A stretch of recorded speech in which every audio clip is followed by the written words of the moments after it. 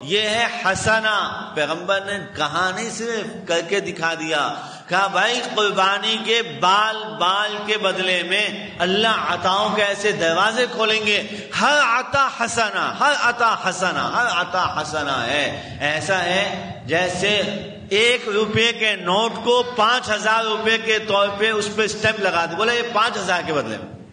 ہوتا ہے نا ایسا؟ کوئی بولے یہ کیسے ہو سکتا ہے 1 روپے کا نوٹ 5000 روپے کا؟ بالکل ہوتا ہے.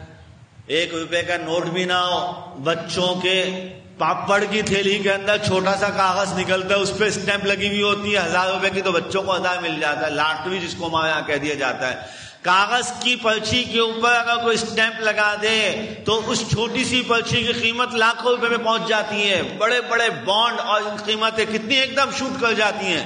پیغمبر کائنات سرکار دو عالم صلی اللہ تعالی علیہ وسلم نے عام جانور کے، حلال جانور کے ان بالوں کے اوپر اسٹیمپ لگا کے کہا ہاں اب ایک بال حسنہ کا درجہ رکھتا ہے، ایک بال کے بدلے میں حسنہ ملے گا. میرے محترم دوستو اور بزرگوں، پیغمبر کائنات نے اسٹیمپ لگا دی.